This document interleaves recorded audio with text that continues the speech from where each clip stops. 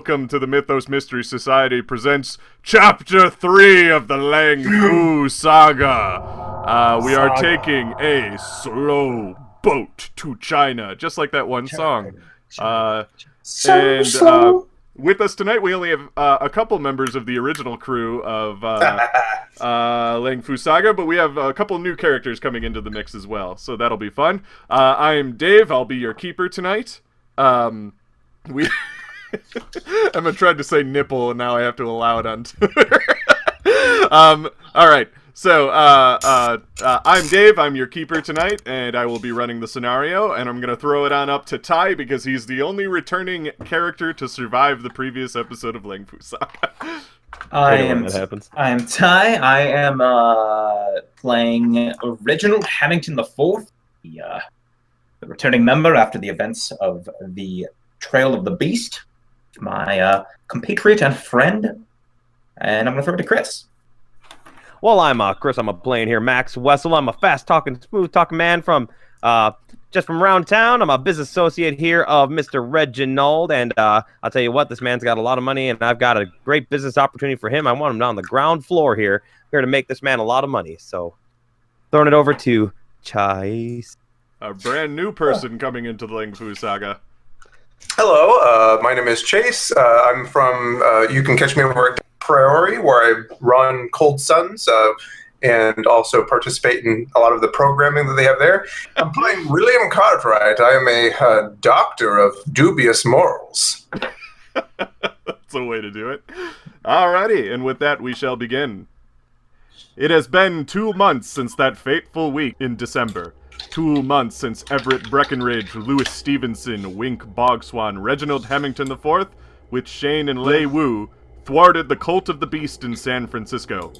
Stopping Lang Fu's West Coast branch came at no small cost, however, as it ended up taking the lives of Henry Francis, Shane, and Lewis in the process. Thinking they could cut off the head of their enemy, all they merely managed to do was pull a tooth. The beast still had bite. Lei Wu had connections in Shanghai and vowed to get revenge for his brother, asking anyone who would join him. Reginald Hammington IV, no stranger to danger, agreed to hop on the next boat to China with Lei. Everett and Wink, however, did not want to be on a boat for 10 days after the events of the ferry ride, instead deciding to fly to Everett's secluded home in Switzerland, waiting for a more opportune moment to strike.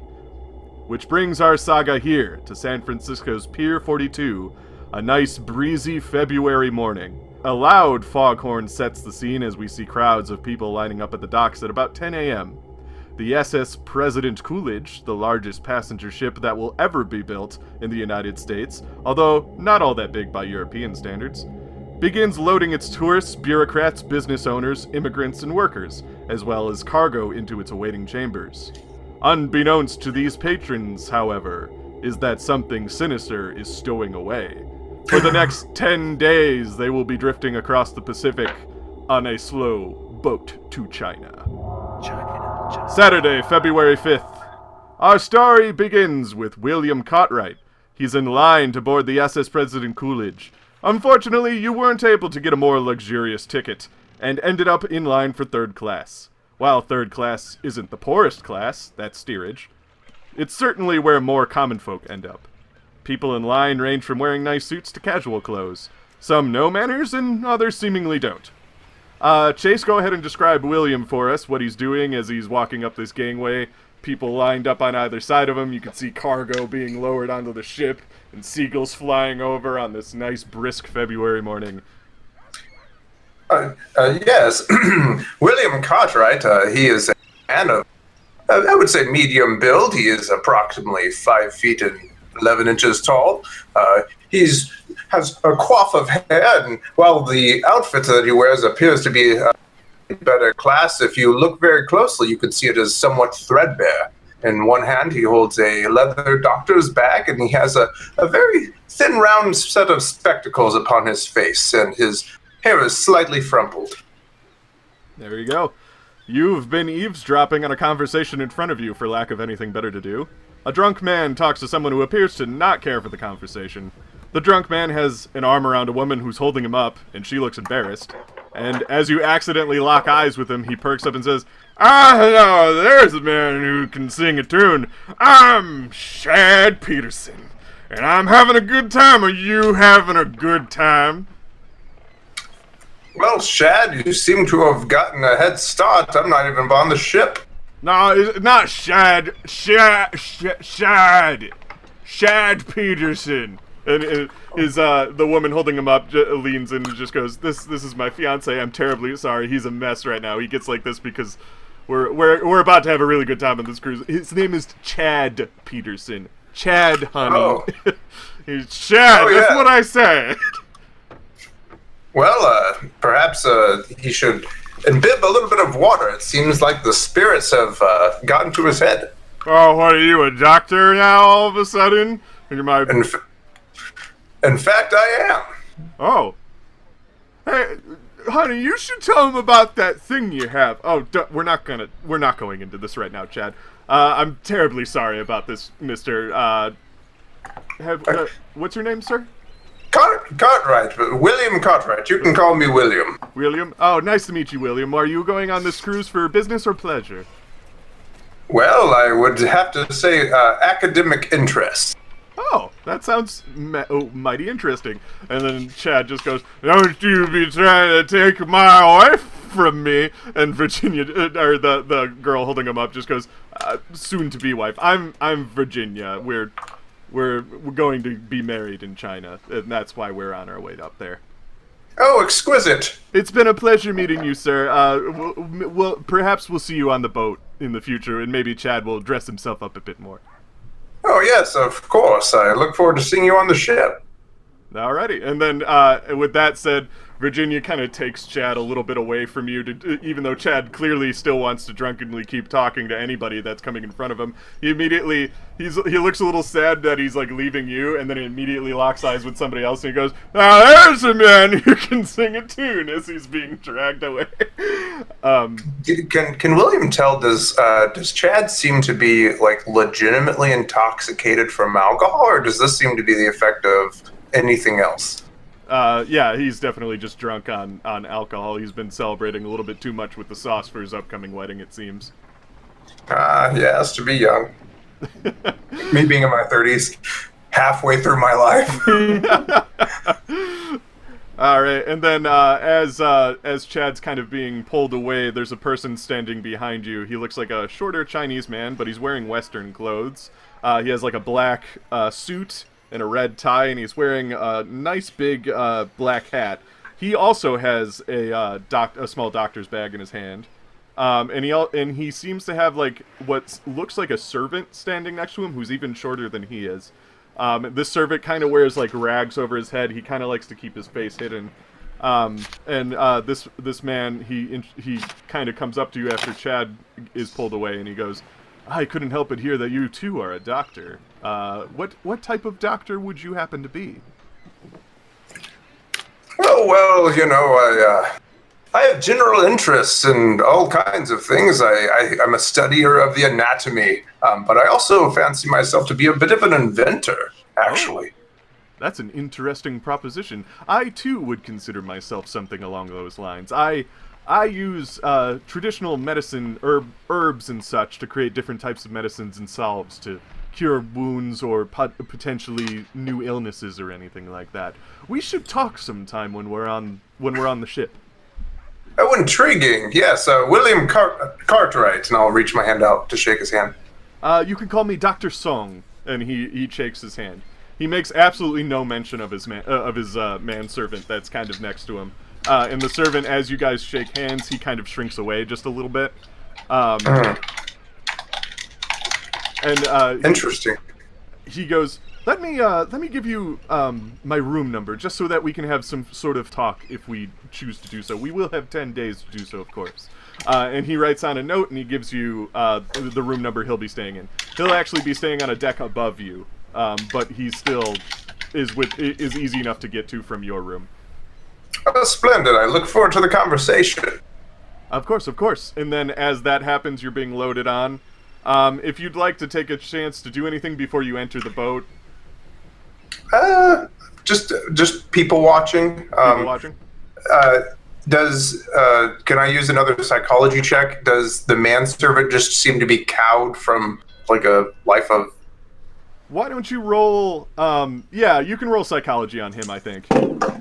59. Which is under 60. You're good. 1 point. 1 point. That's close. Nice. So what you gather from this servant, there's a couple of things you gather just based on his demeanor and how he interacts with Dr. Song.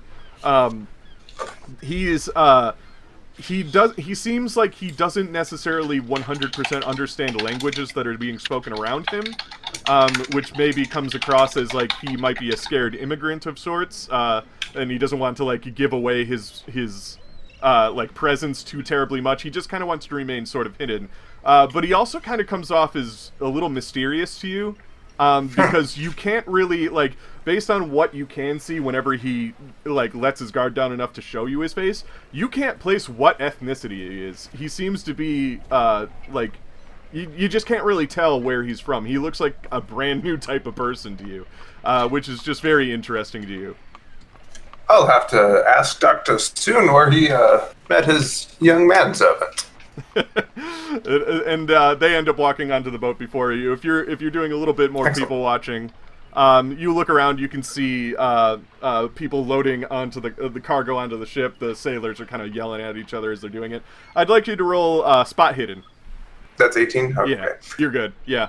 So basically, because you got like I want to say that's a hard pass. It seems right. Yeah, 22 would be my hard pass. Okay, yeah. So you got a hard pass. So you're watching them load things on, and it's actually very interesting to see what's being loaded onto this ship, because it's not just like, you know, food or anything like that. You can see like 3 of the latest Ford models are being loaded onto this ship. And there's a race car too, and another luxury vehicle. Just the amount of cars that are being shipped onto this boat. You also see like these sailors getting really like pissed off because they're really trying to get this small herd of 20 dairy cows onto the boat and everything like that. There's a big black box that says organ parts, as in like that kind of organ. Musical instrument. That's the word I was looking for. Yep. So, like, it's just a whole plethora of different things. There's a truckload of mail bags. And then one thing you notice as it's being lifted on, because you just talked to him, is there's 2 things labeled Dr. Song, and they say Song really big on them, so S-O-O-N-G. The 2 things you notice are, one of them says Hawaiian botanical specimens, really big on it, and then fragile underneath it. And then the other one looks like it says funeral supplies.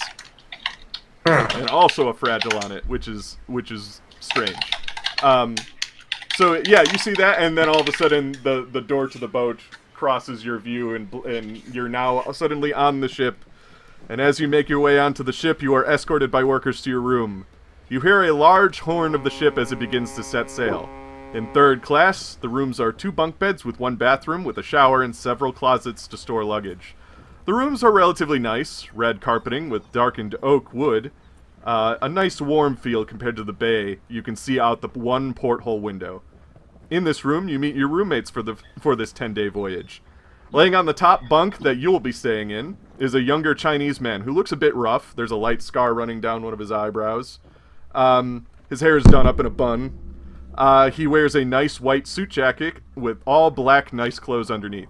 And he looks a little annoyed right now as he stares up at the ceiling, laying on his bed like this.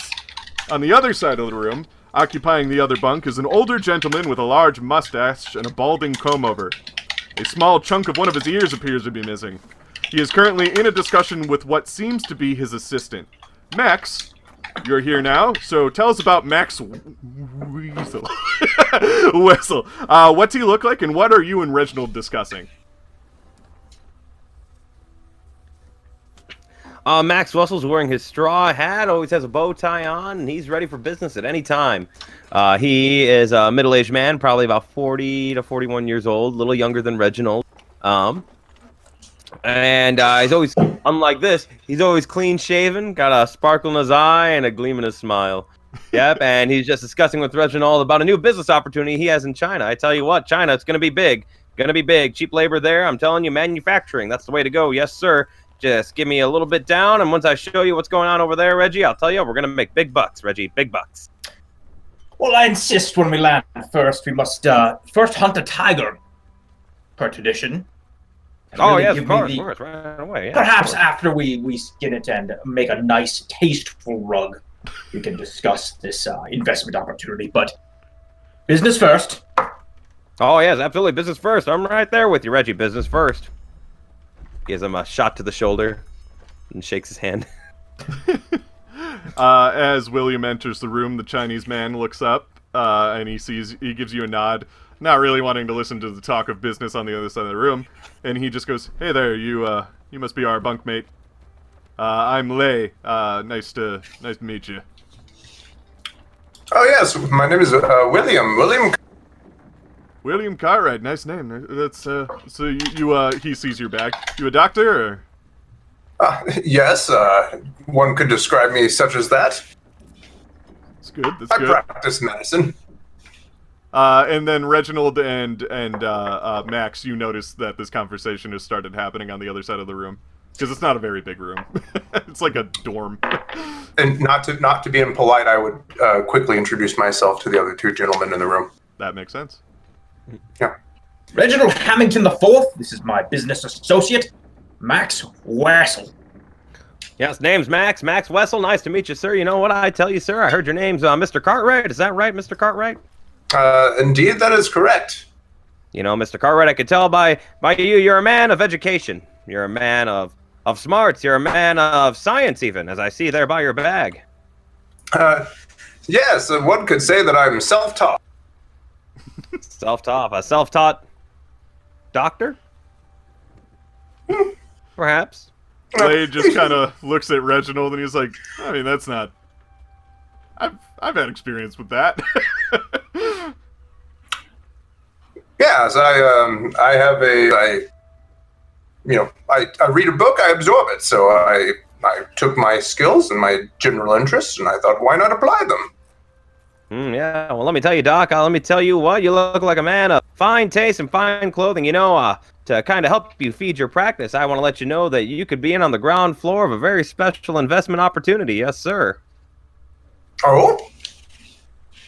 Oh, yes, sir. Let me tell you all about it. We're going over here to China, and after we slay ourselves a few tigers, I'm about to show you the new means of production right here in China. All you need is to take a small investment, and you'll see your product triple, maybe even quadruple. As they're talking, as Max kind of talks to William for a little bit, Lei kind of nods to Reginald and kind of motions to him to come to the other side of the room so that they can whisper for a moment. Tip my hat and walk towards him. Yeah, he goes into the whisper to you, and then he stops for a second and he goes slightly to the other ear because he doesn't want to talk into the ear that has the ostrich chip missing from it. He's like, Reginald, do you think we can trust this guy? Like, what do you think? Do you think we should keep our guard up around him? I don't want to rope any more people into this than we have to. I believe the medical professional has to swear an oath of some sort of fealty to the healing arts. I didn't study myself, but I think he seems well. I think he probably still has the spirit of do no harm. And okay, well, I'm gonna keep an ear open for him. He's self-taught, so I'll keep an ear and a half. All right. And you guys over here, yes, sir, the art of investment taught to me by my mentor, Charles Ponzi. Yes, sir. We're here to teach you all the right ways to make your investments, to make them worth your while. Is it the inventor of the Ponzi scheme? God damn it. Well, again, Max, is that your name, Max? Max, yes, sir, Max Weasel. Well, that sounds very intriguing, but I'm in China because I hear that there are some unexplored medicinal applications that could be discovered. Absolutely, you know, quite a field there. Pharmaceuticals, I hear it's on the rise. I hear it's going to be big bucks one day. Well, as I mentioned before, I'm a bit of an inventor myself. So perhaps one day you could market my inventions. Oh, perhaps something fruitful. Would you like to see one of my inventions? Just as you go to offer that, you guys hear a knock on the door. There's a knock, and then the door opens slightly, and it's one of the people who works on the ships, like the ship steward. He leans in and he goes, okay, I would like to welcome to the SS President Coolidge, the #1 in luxury in the United States on your way to China. We would like to hand these brochures to you. And he hands a brochure to each one of you. Lei refuses it. Thank you. And on this brochure, you'll see the events that we have planned for each of the days that you will be with us. And we just wanted to remind everybody that there is going to be a first night dinner starting at in about 2 hours. If everybody would like to join us for that, it's on the third deck. And he says, "Be seeing you there." And he steps in and he shuts the door behind him. Delightful. Have either of you been to China before? Just the once.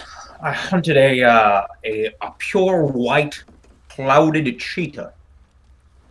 I made a nice stole and gave it to a beau of mine. Oh, yeah, but Reggie, guess what? I guess you can't know which one, huh? Come on, you can't keep track of them, all those ladies. Oh, Reggie. He's got my number. Who's the real hunting cat here? I mean, come on, it's you. You're one cool cat, always on the prowl, Reggie. Go on. I love you too. Alrighty. With that, we're going to kind of skip ahead. The sun starts to go down. You're now definitely in international waters as the boat has been going for a while, and it is time for first night dinner. Lei is in the bathroom of your guys' suite, and he's fixing himself up to look nice for the dinner and everything like that. What are you guys doing to get prepared? I will bring out a fine knife to carve my, I assume, steak dinner. We'll polish off my hat a little bit and ready to go. To wear your hat to the dinner. It covers up my comb over. Yeah. I take a few spritzes of cheap cologne, take a little oil slick, comb my hair back, right? Take a look at my smile. I kind of shine it up a little bit. You. How are you? I pull out a slightly frumpled, tall hat, and to complete my suit, and I put the overcoat in the closet, obviously, and unpack most of my bags. But I do carry a small leather bag with me that I don't let out of my sight. I bring it with. There you go. Alrighty. And then you would make your way to the dining hall. On your way, you meet Virginia and her fiance, Chad. Chad looking a little bit pained in the head as he's getting over his drinking. And Virginia waves happily to William. But Chad just kind of looks and he just goes, ugh. I'm walking alongside him, and I take a bottle out of my jacket. Now, Chad, I see that I got everything that cures what ails you right over here. The ultimate hangover cure right over here. This bottle right here, it's got ancient pharmaceuticals all the way from China. That's where we're heading. I'm here to pick up more of the stuff. Yes, sir. And just a swig of this in the morning, your headache will be 10 times less intense. I'm not saying there won't be no headache. I can't cure a bad night of drinking. Am I right, Chad? Am I right? I met you? Who? And Virginia just kind of like leans over to him, just like, yeah, we met him after we boarded. He came by everybody's suite and started pitching everything door to door. And Chad just goes, just for $2 a bottle, Chad, right over here. The cure for what ails you. Chad looks over to William and he sees the doctor bag and he's like, is it doctor approved? Well, sadly, I have not had a chance to evaluate it. I think I'll pass. Absolutely, Mr. maybe not this doctor. I got another doctor right over here. Doctor all the way in New Jersey, right? Doctor in New Jersey. He sells the stuff right out of his office. People won't stop at knocking at his door. Yes, sir. Oh, I don't know about New Jersey. I hear they eat red chowder up there. And he kind of looks a little sick, and Virginia just goes, we'll be seeing you at dinner. And she just kind of takes him along, diverts to the bathroom. But yes, you continue going up to the dining hall. And you enter the dining hall. It's an absolutely gorgeous display of luxury. Golden crystal chandeliers hang from the high ceiling. Large draping curtains, ballroom-style windows overlooking the ocean, which is now dark, but you can see a little bit out into it thanks to the lights that are shining off the side of the boat. It's really romantic looking. The wood panel flooring and regal carpets, and large circular tables with silk tablecloths fill the room. Everyone here looks at least middle class to wealthy. The dining hall is only for the guests of the third class and above. Steerage has to eat in their rooms. As you enter the room, a steward stops you. Hi there. Name and room, please. What does the steward look like? He's very tall and gaunt, and he's always in this pose. William Cartwright, room number blah blah blah blah blah blah blah. Room number. Yeah. Yes. Follow me this way. Are you all from the same room? Correct. Perfect. Follow me. And he guides you over to your seat. Everybody starts to sit down and settle. And when you get to your seats at your table, before you have time to look around at whoever else is at your table, the waiter immediately interrupts and says, "What will sir be having for dinner this evening?" I will. Oh.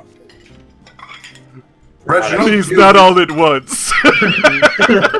Reginald, how about you go first? Steak, a side of pork, tiny bit of green beans. Absolutely. I've got my own knife. I won't need one. Oh, Bottle perfect, very sir. Perfect. We'd absolutely love it if you used your own weaponry, cutlery here. and you, sir, he points to Max. Yes, sir. This meal's included with the ticket. Am I right? Absolutely. Excellent. In that case, I'll have the lobster as well as the steak. And, double portion. Would sir prefer the Pennsylvania steak? I hear it is decadent. Never been a fan of Pennsylvania myself. No, sir. Okay, then. the normal steak it is, then. And you, sir, and he goes to William. I will have an order of the steak tartare with a side of Charlottes, and can you get a Sazerac for me, please? Yes.